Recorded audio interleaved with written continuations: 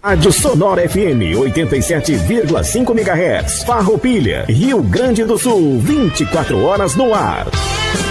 Sonora FM.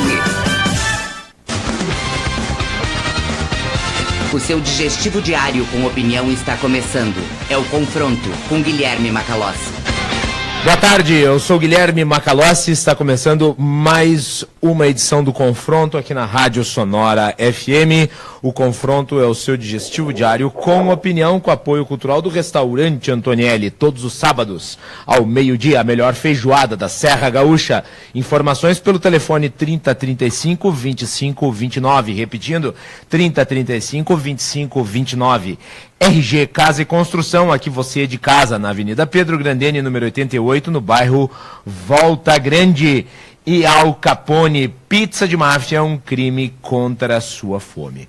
Na edição de hoje do nosso programa, no editorial, o movimento LGBT copia na metodologia e nas práticas a forma de agir da CUT. E ai de quem discordar. Mesmo sendo gay, é preciso ter carteirinha ideológica. Nós vamos falar das semelhanças do movimento LGBT com a CUT, né? A quem eu estou chamando de a CUT do arco-íris.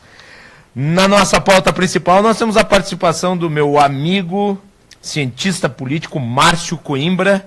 O Márcio que fala por telefone aqui para o programa. Nós vamos analisar aí o cenário político e eleitoral para a eleição de 2018 e também a reforma política que foi e está sendo votada na Câmara dos Deputados. Eutoro, a primeira boutique de carnes especiais de Farroupilha, especializada em cortes nobres de bois da raça Angus e Hertford, onde você encontra carnes dos renomados frigoríficos Pool e Las Piedras e cortes especiais de cordeiro e porco. Além de carnes nobres, uma gama de produtos que acompanham um bom churrasco, várias possibilidades de temperos, pimentas, sais e farofas. Conheça este novo espaço. A Eutoro fica na rua Pedro Antonello, 465, no bairro 1º de Maio, junto ao posto de piano, com estacionamento exclusivo. Eutoro, boutique da carne, vida longa aos carnívoros. Senhores, hoje nós vamos inverter, né? Nós vamos inverter. Nós não teremos o editorial no primeiro bloco, teremos o editorial no segundo bloco. Porque no primeiro bloco eu já estou na linha com o meu amigo, o cientista político Márcio Coimbra, a quem há muito tempo eu não entrevisto aqui no programa. Nós tínhamos ficado de agendar uma data, mas, né, pelas adversidades das agendas, acabou não batendo e finalmente hoje nós conseguimos fazer a entrevista. Então, Márcio, meu querido amigo, seja muito bem-vindo ao programa, é um prazer recebê-lo, boa tarde. Boa tarde, Guilherme, é um prazer mais uma vez estar no teu programa. Dessa vez ao vivo, né, Márcio? Tu nunca tinha participado ao vivo, a gente sempre fazia gravado no sábado. A gente fazia gravado, exatamente, mas é um prazer falar aí com Farroupilha, falar com o mundo inteiro, né, transmitido pela internet. Exato. Também, mas especialmente aí com os teus ouvintes de Farroupilha. Muito bem. Lembrando, o programa está ao vivo pelo Facebook, através da minha página. Depois nós temos também a transmissão pelo site www.radiosonorafm.com.br e pelo dial 87.5.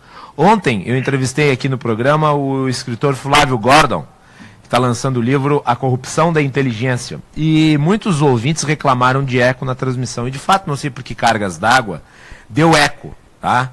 Então, quando vocês tiverem algum problema na transmissão no Facebook e eu não conseguir resolver, corram para o site. Escutem pelo site. O site da Rádio Sonora é muito bonito, www.radiosonorafm.com.br, ou aqui em Farroupilha, o dial 87.5, tá? Muito bem. Márcio, vamos para a nossa pauta. Eu queria começar a falar contigo sobre a reforma política que está sendo votada no Congresso Nacional. Discutiu-se até pouco tempo atrás a implementação do distritão em substituição ao modelo do voto proporcional.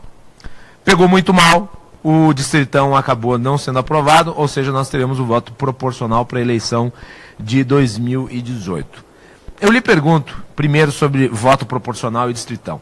Será que foi o melhor negócio? Porque, afinal de contas, no bojo do distritão havia a possibilidade de se ver aprovado para 2022 o voto distrital misto. Agora já não temos mais, não há mais essa perspectiva. Nós saímos ganhando ou nós saímos perdendo com esta votação na Câmara?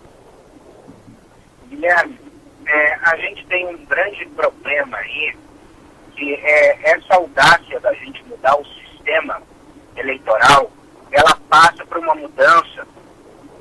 Se nós formos implementar o distritão ou o distrital misto, por uma mudança constitucional. Portanto, a maioria que nós precisamos para alterar para distritão ou para distrital misto é uma maioria constitucional. Porque na nossa Constituição diz que o sistema de eleição para a Câmara dos Deputados será proporcional. E nós teríamos que mudar, no caso do distrital misto, para um sistema misto, proporcional mais majoritário, e no distritão para um majoritário.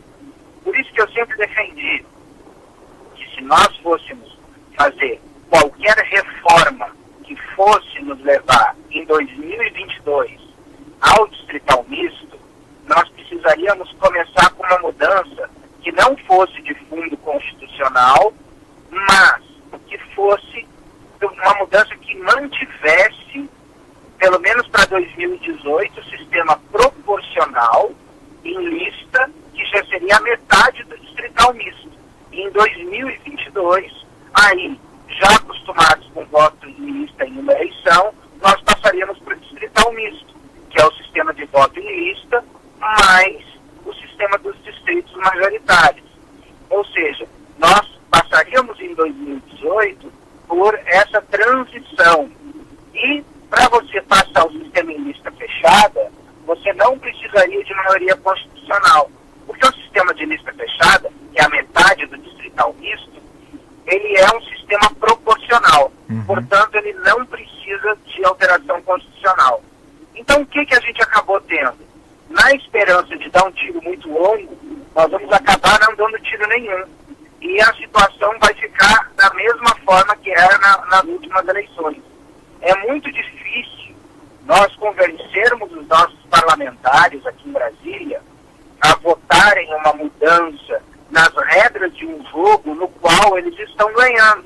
Ou seja, todos os parlamentares que estão aqui foram eleitos pelo sistema vigente. Então, a vontade de mudança precisa vir de fora do Congresso para dentro. Ela não existe dentro do Congresso. Mas até, só Márcio, de modo geral, falam isso, mas eles não mudam o sistema. Mas durante um tempo, Márcio, chegou a se cogitar a hipótese de se alterar o sistema proporcional para o voto em lista. Mas, se eu não me engano, o voto em lista foi devidamente demonizado pela imprensa. Ele foi demonizado a imprensa disse os políticos... Porque ele já era metade do distrital misto. A imprensa disse, o voto em lista vai servir para que os políticos se escondam dentro das listas partidárias e não precisem prestar contas do seu trabalho, da sua atuação para os eleitores. E daí a coisa ficou, digamos, pegou mal, ainda que a população nem saiba o que é voto em lista, o que é voto proporcional, não entenda nada disso. E os políticos resolveram criar uma solução meio acovardada, que era o distritão. E excluíram o voto em lista, que é a metodologia que mais combina com o tipo de financiamento a que fomos empurrados. Exatamente. Você tocou num ponto central. Nós precisamos discutir o sistema eleitoral vis-à-vis o modelo de financiamento de campanha. Para o modelo que nós temos hoje, né, você teria muito mais racionalmente um voto em lista do que um voto em distritão. Qual que é o problema do voto do distritão? Ele elege pessoas que não estão necessariamente vinculadas à identidade partidária. Essas pessoas vão ser donas do seu próprio mandato. No caso da lista, as pessoas votam nos partidos. E votando nos partidos, o que isso acarretaria, Guilherme? Primeiro, uma diminuição do número de partidos, porque os partidos iam ter que fazer campanha com base na sua lista e na sua ideologia. Né? E no distritão, você ia ter uma multiplicação, que na minha opinião, praticamente uma duplicação do número de partidos, porque qualquer pessoa poderia se apresentar, se eleger e, assim que chegar na Câmara aqui, criar um partido. Ou seja, nós praticamente iríamos dobrar o número de partidos no Brasil, quando nós queremos limitá-los, né? E o voto, isso no distritão, e o voto em lista, ele fortaleceria os partidos, que é o que a gente precisa no Brasil hoje. Um fortalecimento dos partidos para que a política ela tenha alguma identidade com o voto. Porque as pessoas acabam votando em pessoas e não acabam votando em ideias. Essa história de que os políticos iriam se esconder atrás das listas, isso é questionável, porque as listas são abertas, exato, né? E todo mundo veria quem faz parte da lista, e se você não gosta da lista, você não vota na lista. E na campanha, contrário, e na campanha pode contaminar uma lista. Exato, na campanha eleitoral as listas serão alvo da análise das outras listas.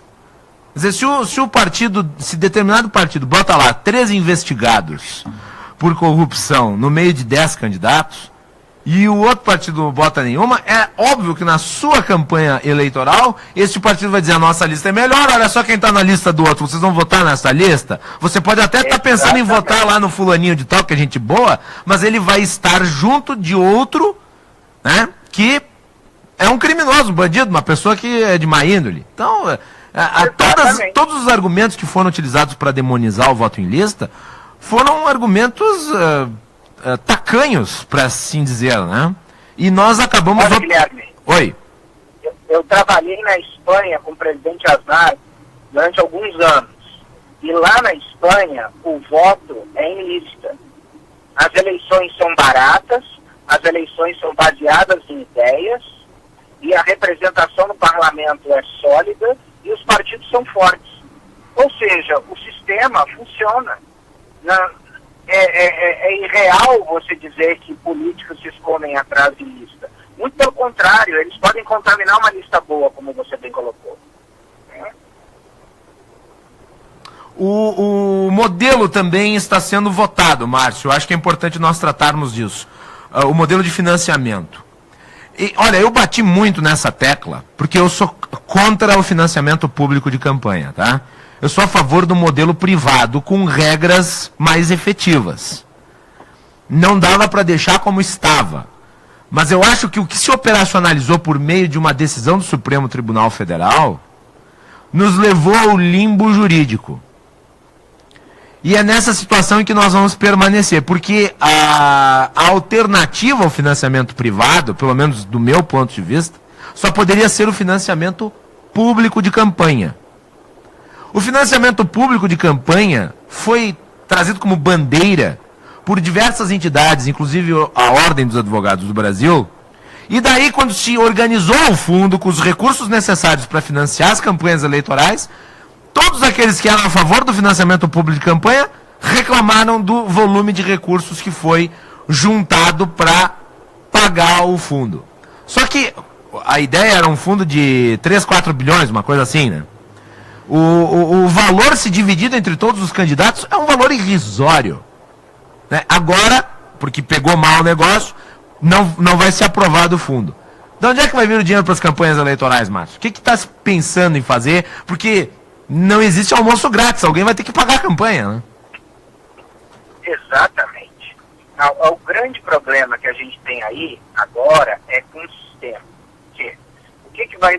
Qual que é o problema? Se a gente for lembrar lá na época de Collor, né, na época que a gente teve o escândalo da CPI do PC, etc., foi em função do financiamento de campanha.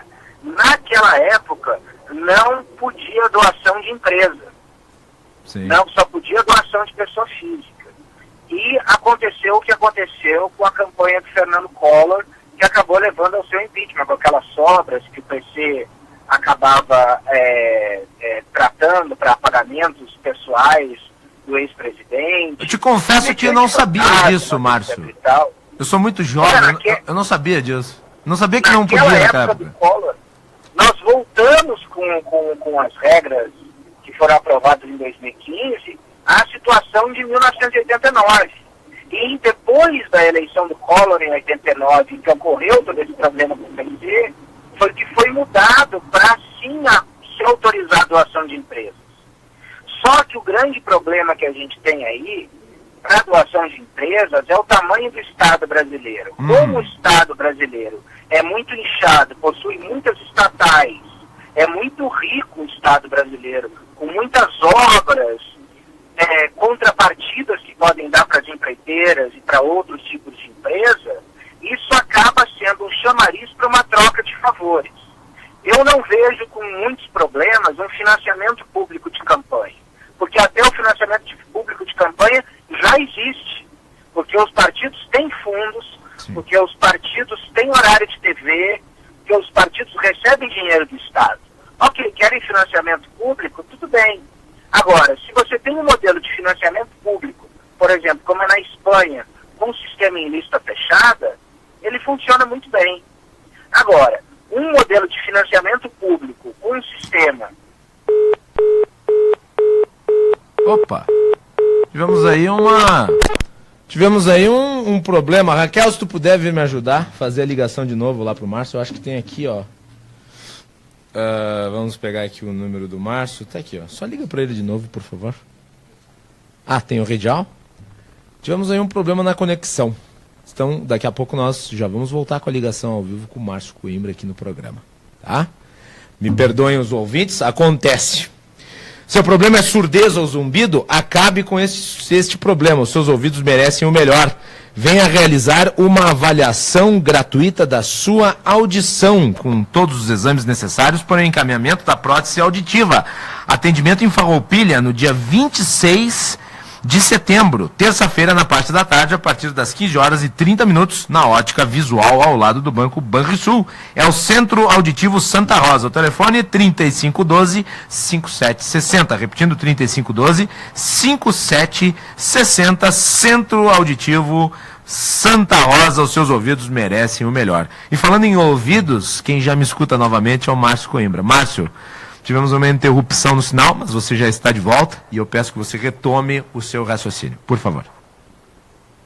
Então, Guilherme, o que a gente tem no Brasil hoje é um sistema que não comporta financiamento público de campanha nesse nosso sistema eleitoral. Se nós mudássemos para a lista fechada, nós poderíamos ter um financiamento público de campanha, não tem problema nenhum, porque as campanhas seriam muito mais baratas.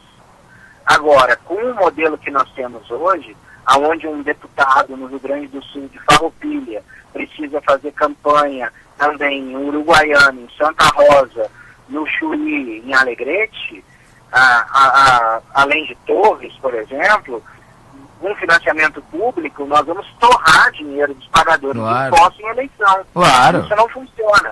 Nós temos que mudar o sistema eleitoral para ter financiamento público. Agora, é essa correlação que é muito complicada no Brasil. E nem o voto proporcional, nem o voto proporcional, nem o distritão resolviam esse problema das distâncias, né? Porque assim, ó, as eleições em países europeus costumam ser baratas porque os países europeus são pequenos, né? As eleições nos Estados Unidos, para deputados, elas têm um custo, sim, tal, mas elas não são tão onerosas porque eles trabalham em distritos. Agora, aqui no Brasil, o sujeito para se eleger no estado do Pará, por exemplo, ele tem que se locomover por um estado de dimensões enormes. E tudo isso gera gasto. Ele tem que ter militantes, ele tem que ter carro, ele tem que ter material, ele tem que ter dinheiro. Em suma, ele tem que ter tudo para fazer uma campanha executiva, basicamente, né? O nosso modelo propicia estas condicionantes que encarecem o processo. Se nós tivéssemos um modelo de voto distrital, obviamente que a região seria menor, não haveria tantos gastos, tal, necessariamente diminuiria o valor. Agora, se nós pegarmos, como eu falei antes, o valor total ali do financiamento público, e dividir na proposta do deputado petista lá, que agora não me ocorre o nome, era R$1 bilhão, por exemplo, para candidatos a deputado. Na última eleição nós tivemos 17 mil candidatos a deputado. Aí você pega 1 bilhão, divide entre os 17 mil, vai dar o quê? 60 mil reais por cabeça? Para fazer uma campanha no estado do Rio Grande do Sul, O fundo partidário ia abrir precedente para que nós tivéssemos caixa 2 como nunca antes na história.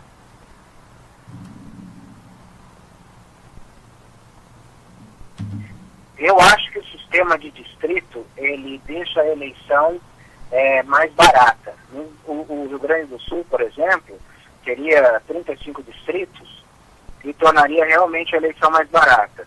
Eu acredito muito no sistema em lista fechada ou no distrital puro, ou no distrital misto.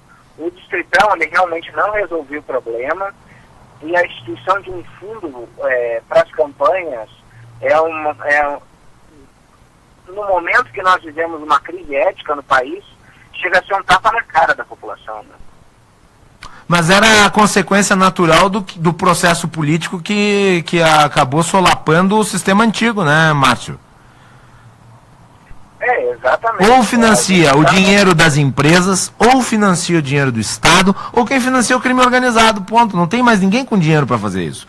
Não pensem os idealistas que a população brasileira vai tirar dinheiro do seu bolso para campanha de político, fazendo doação.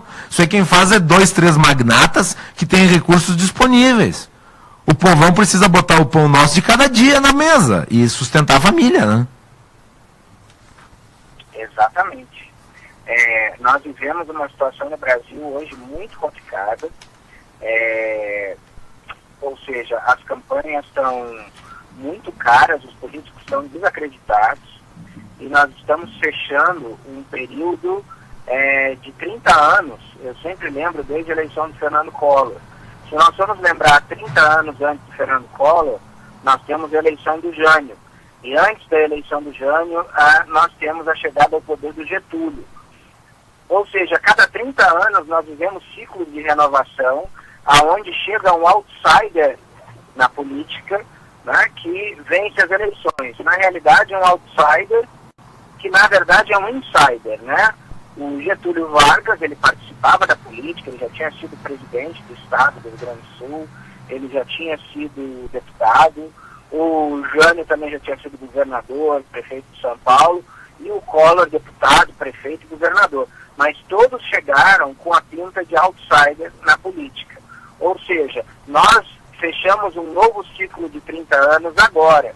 E muitos identificam, inclusive eu, o final desse ciclo de 30 anos agora como o fim da nova república. Eu acho que algo vai acontecer em 2018 que vai lançar novas bases sobre como a política é feita no Brasil, né? Nós estamos vivendo um processo profundo de inflexão que vai levar a algum tipo de renovação no sistema em 2018. Isso nos leva, obviamente, ao próximo tema, que são os cenários para 2018. Márcio, saiu uma pesquisa MDA, encomendada pela CNT, onde o ex-presidente Lula aparece como primeiro colocado na intenção de voto para presidente. Na espontânea, quando o entrevistador não fornece um rol de candidatos, Lula aparece com 20% das intenções de voto, ante 16% em fevereiro. O Bolsonaro tinha 6 em fevereiro, 6,5 em fevereiro, e ele chegou a 10. E o Dória foi de 0,3 para 2,4%. Esta pesquisa também, nos cenários de segundo turno, aponta o Lula na frente em todos os cenários de candidaturas.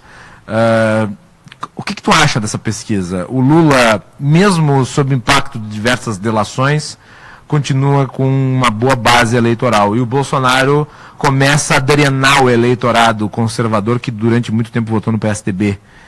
Como é que tu vê isso?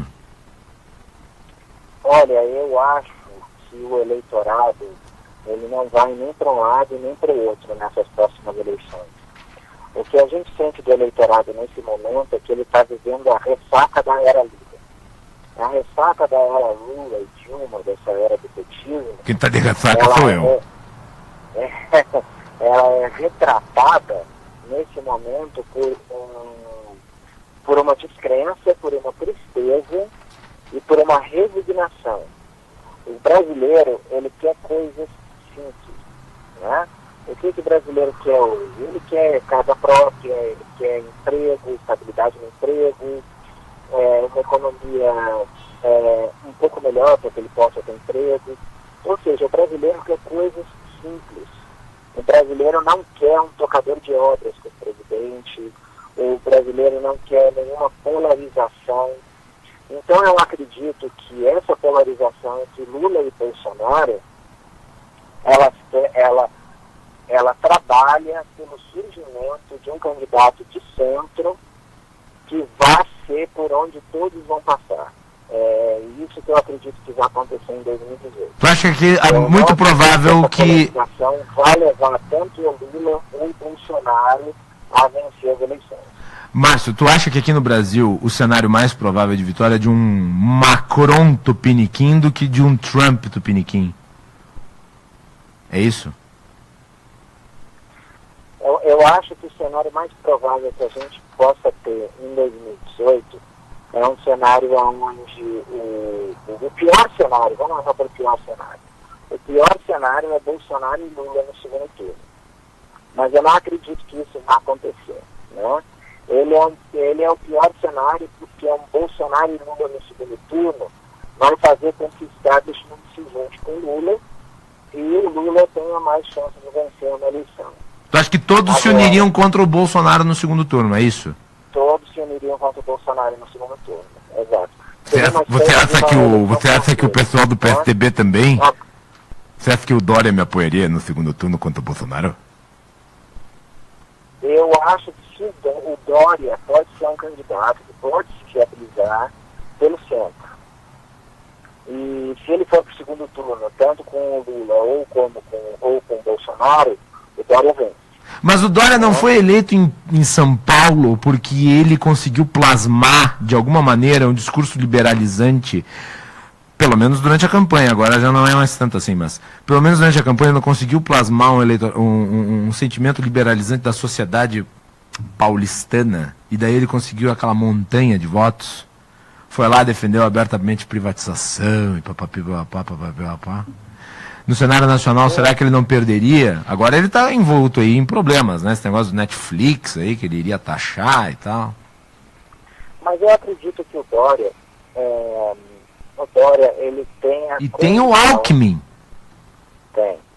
Mas eu acredito que o Dória, ele tem a condição de transitar aí por esse meio. O grande problema hoje é que o Dória é enxergado pelo eleitorado como um anti-Lula, né? Então, no seguinte sentido, quando a gente bota num quadro de análise, o Dória é visto pelo eleitorado mais como antítese do Lula. Então, ele estaria para o lado do Bolsonaro nesse quadro. E o eleitorado quer alguém mais de centro. Se o Dória quer se viabilizar como candidato, ele precisa parar de bater no Lula como ele vem batendo e precisa assumir uma postura mais equidistante do processo. Ou seja, ele precisa ser mais tucano.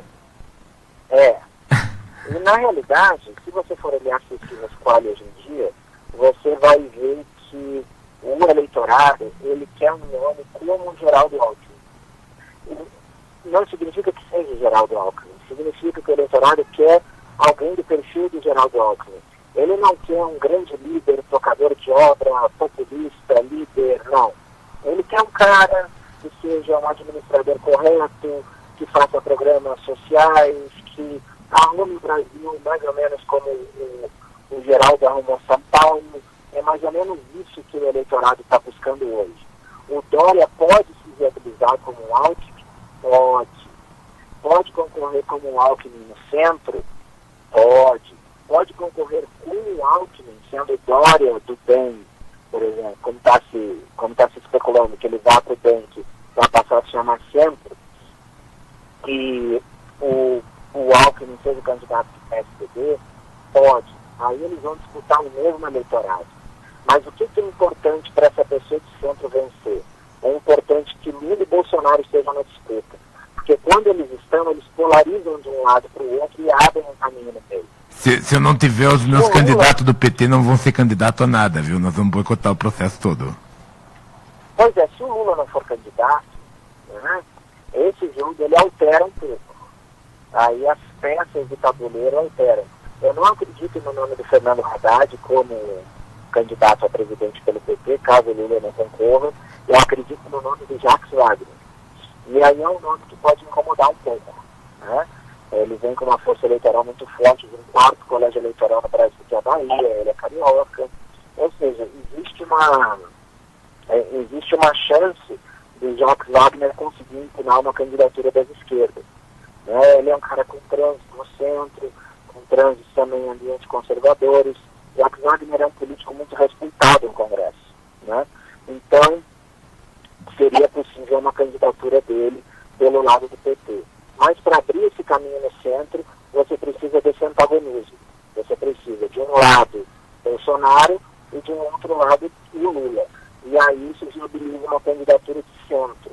O que eu quero dizer? Que a eleição brasileira de 2018, ela vai ser muito menos parecida com a da Argentina, quando Macri ganhou um movimento contra os Kirchner, um movimento praticamente de revolta da população contra tudo que eles viveram nos últimos anos, e mais como a eleição francesa, onde você vai ter entre extremos uma avenida dessa no meio para alguém transitar. Eu diria que o eleitorado brasileiro está esperando que o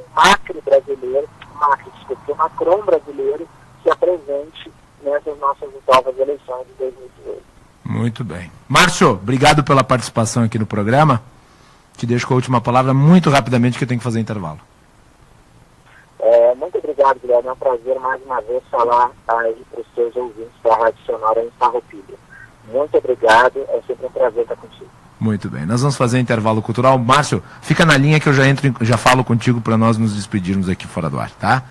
Nós vamos fazer um break, nós voltamos em seguida com o editorial aqui na Rádio Sonora. Márcio, obrigado pela aula.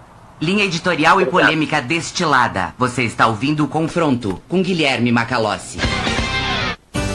No Empório das Carnes, você sempre encontra carne de qualidade para um churrasco caprichado, preço justo e muito sabor. Tenha certeza da qualidade em sua mesa. Empório das Carnes, Rua Marechal Deodoro da Fonseca, 356, Sala 10, Centro, Farroupilha. Fone 3412-7000. Al Capone, pizza de máfia, faça parte de nossa família. 50 sabores, pizza divina, 7 tipos de carnes com corte especial. Servicio Máfia del Sabore será sua companhia. Al Capone, pizza de máfia, pizza por De terça a domingo, das 19 às 23 horas. Reservas pelo fone 3412-0222, em Farroupilha. Teleentrega Restaurante Antonielli. Saboreie os melhores pratos da cidade na comodidade da sua casa. É só pedir pelos fones 30 35 25 29 e 26 28 40 97. Restaurante Antonielli, de segunda a sexta, das 11 às 13h30 e das 18 às 23 horas. Nos sábados, das 11 às 14h30 e a partir das 18 horas. E aos domingos, das 11 às 15h30. Restaurante Antonielli, Rua Marechal Deodoro da Fonseca, 174, Centro. Teleentrega 30 35 25 29 e 26 28 40 97. Ouça de segunda a sexta, das 17 às 19 horas. Sonora Sunset. Os melhores hits de todos os tempos, com os clássicos e lançamentos da música mundial.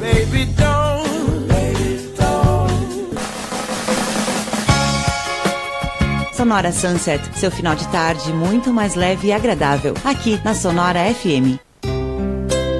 A Toque de Classe oferece o serviço de revitalização, reforma e restauração de vasos, arranjos e harmonização da decoração. Tudo com bom gosto, exclusividade e diferenciação, sem custar mais caro. Entre em contato com a Toque de Classe e tenha uma assessoria completa na decoração. Toque de Classe, um toque muda tudo. Fone 3268-1466. Pensou em reformar? Na RG Casa e Construção você encontra tudo o que você precisa. Aproveite as ofertas em materiais e o frete grátis. Facilidade na negociação e atendimento de primeira é na RG Casa e Construção. Rua Pedro Grendene, 880, bairro Volta Grande. Fone 3261-3436.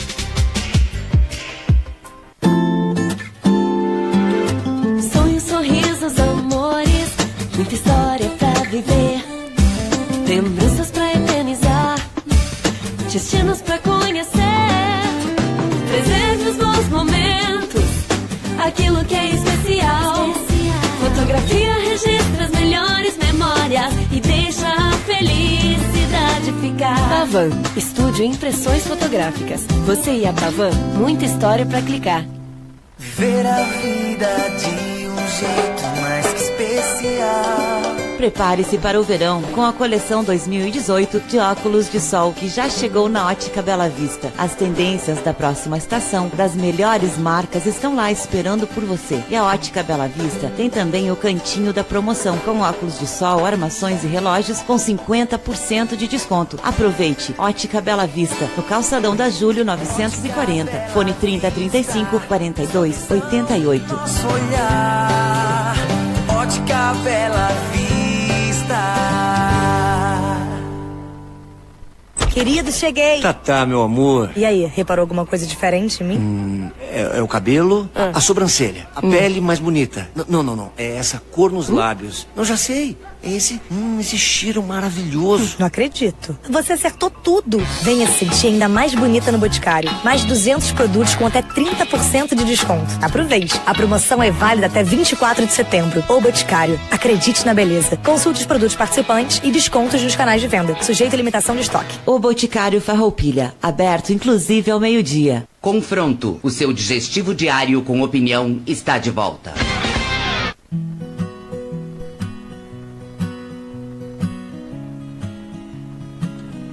Senhores, não era pra entrar esta música da Ana Vitória, que está tocando agora. Entrou por acidente. Ó, bonitinha, né? Ela canta bem, Ana Vitória. Tá bom, chega de Ana Vitória, nós estamos de volta aqui na Rádio Sonora FM com o Confronto, seu digestivo diário com opinião, com apoio cultural do restaurante Antonielli, RG Casa e Construção e Al Capone Pizza de Máfia. Muito bem. Nós tivemos no primeiro bloco a participação do Márcio Coimbra, que é cientista político, falamos sobre os cenários eleitorais de 2018 e a reforma política. Seu problema é surdez... Ah, essa aqui eu já fiz. Qual que estava faltando aqui? Ah, tá aqui, ó. Me embaralhei todo. Dores na coluna, nas articulações, no nervo ciático, dor de cabeça? Marque consulta com o quiropraxista Jefferson Morandi, associado aos sindicatos ATF e Círculo Operário.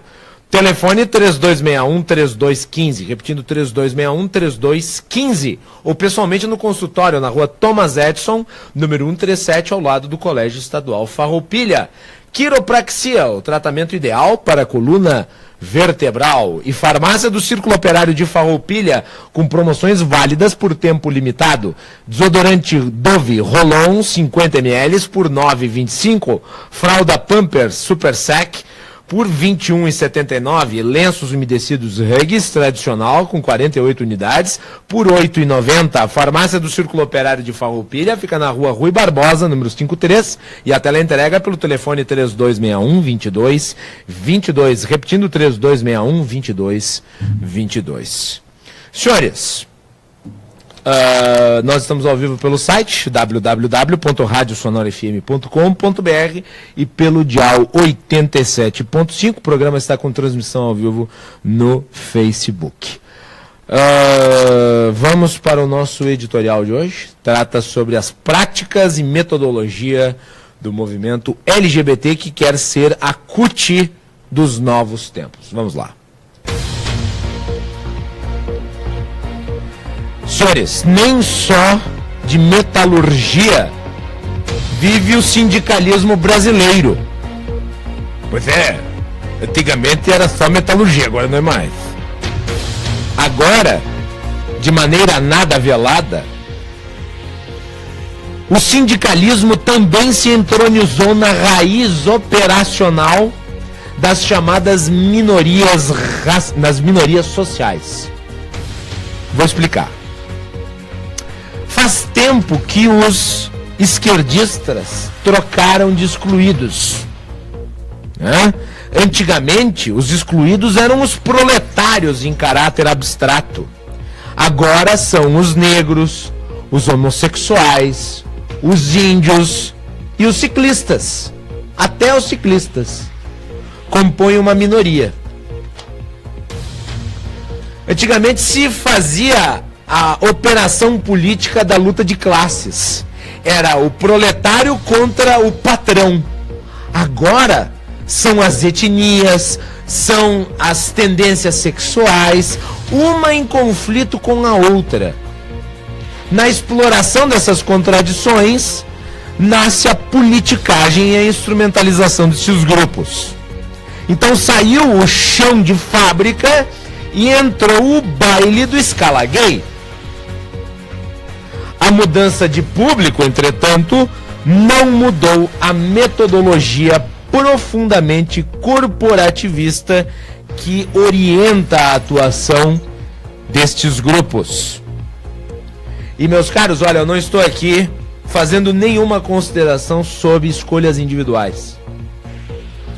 Por favor, não confundam as coisas. O movimento LGBT, o movimento gay, é tão representativo dos gays quanto a CUT é dos trabalhadores. Eles se autodeclaram representantes, quando não são nada. No mais das vezes representam apenas os seus próprios interesses. Nesta última semana, além do caso da exposição Queer Musil, divulgado com pioneirismo pelo portal Locus, no qual eu escrevo, a temática cultural também foi pautada pelo retorno do assunto cura gay. E coloquem aspas neste cura gay. O tema já foi debatido em 2013. Na época, no Congresso Nacional, uma comissão liderada pelo pastor Marco Feliciano propunha um decreto legislativo que tinha o intento de sustar itens de uma resolução do Conselho Federal de Psicologia. Agora tudo voltou à tona, porque o juiz Valdemar Cláudio de Carvalho, da 14ª Vara Federal do Distrito Federal, deu deferimento a uma liminar que pedia exatamente isso: que se sustasse os dispositivos da resolução 001/99 do já referido Conselho Federal de Psicologia, que disciplinou de forma inconstitucional a relação médico-paciente em casos de homossexualismo. Basicamente, o que fica em questão aqui é o parágrafo único do artigo 3º e o artigo 4º. No editorial anterior aqui no programa já tratei destes temas, de por que eles infringiriam a Constituição. O parágrafo único do artigo 3º inadvertidamente incidiria sobre a relação médico-paciente. Já o artigo 4º restringiria a liberdade de expressão. Então são inconstitucionais.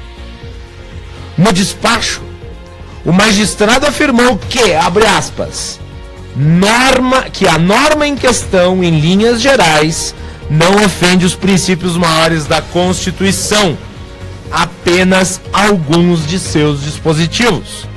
Assim, a fim de interpretar a citada regra em conformidade com a Constituição, a melhor hermenêutica a ser conferida àquela resolução deve ser aquela no sentido de não privar o psicólogo de estudar ou atender aqueles que voluntariamente venham em busca de orientação acerca de sua sexualidade, sem qualquer forma de censura, preconceito ou discriminação.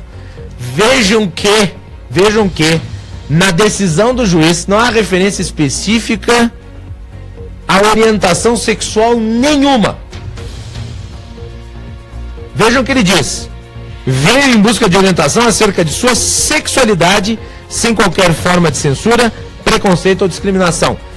Aqui, sexualidade em caráter geral. Pode ser homossexual, heterossexual, seja lá qual o tipo de gênero que se aplique, se incida aqui na questão.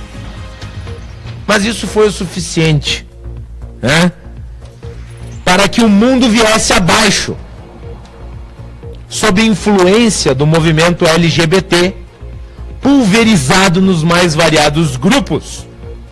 O jornalismo politicamente correto comprou o slogan da cura gay e o atribuiu ao texto do juiz. Nos grandes portais de notícia, a abordagem condenatória foi em uníssono, ainda que a liminar não contivesse qualquer referência a hipotéticas curas.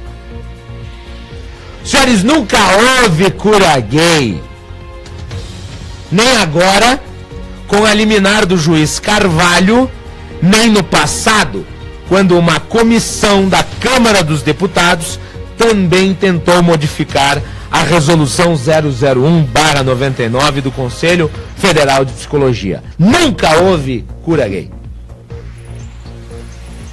E aqui fica o desafio para que qualquer um que esteja escutando o programa pegue a decisão do juiz e diga que ali há a tentativa de se transformar o homossexualismo numa doença. Não há. Aliás, o juiz teve que virar público para explicar sua decisão, o que já é um absurdo. Tecla SAP em decisão jurídica. Tecla SAP em sentença. Pelo amor de Deus, onde nós vamos parar?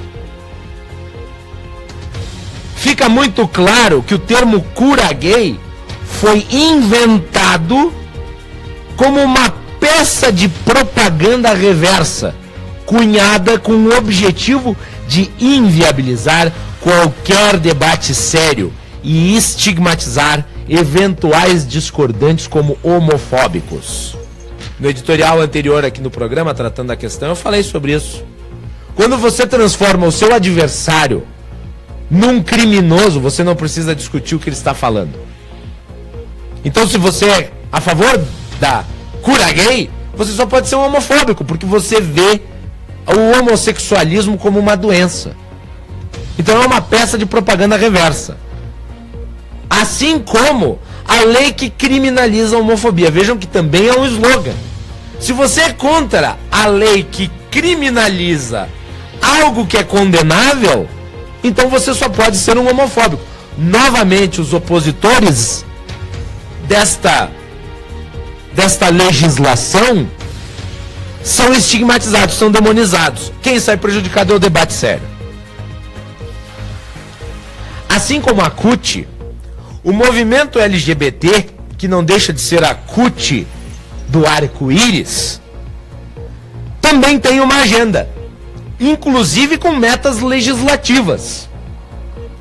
Se a primeira quer impedir a modernização das leis trabalhistas, o segundo pretende criminalizar o que chama de homofobia. E a lei que criminaliza a homofobia é absolutamente inconstitucional também. Diga-se de passagem, fica para um próximo editorial. Para fazer valer as suas pretensões, ambos precisam criar o clima político adequado. Se a CUT fala em precarização do trabalho, o movimento LGBT descontextualiza a violência que comete gays no país. Um passa a impressão de que voltaremos para o regime de escravidão. O outro, que o Brasil é um Irã continental. Apinhadas de militantes, as redações jornalísticas compram as teses com complacência, trocando os fatos pela narrativa influente. O sindicalismo LGBT é mais poderoso que os seus antecessores. Em pouquíssimo tempo, já montou uma rede de influências que lhe garante notoriedade e palavra monopolística nos meios de comunicação, mesmo que eventuais indivíduos gays ou não tenham algo a obstar de concreto. Para estar no palanque do movimento, é preciso carteirinha ideológica. O caso da cura gay foi apenas um exemplar da bem-sucedida ação política empreendida por ele. Esse foi o nosso editorial. Confronto, sua dose de opinião com polêmica destilada. Por que eu disse que precisa ter carteirinha? Porque, vejam só, senhores, esses movimentos pretensamente representativos, eles são um tanto quanto equidistantes dos indivíduos. Na realidade, aqui no Brasil se fala em direitos de minorias, mas não se fala de direitos individuais. Os direitos individuais é que estão em questão, não os direitos de minoria. E o que se quer aqui são privilégios para minorias.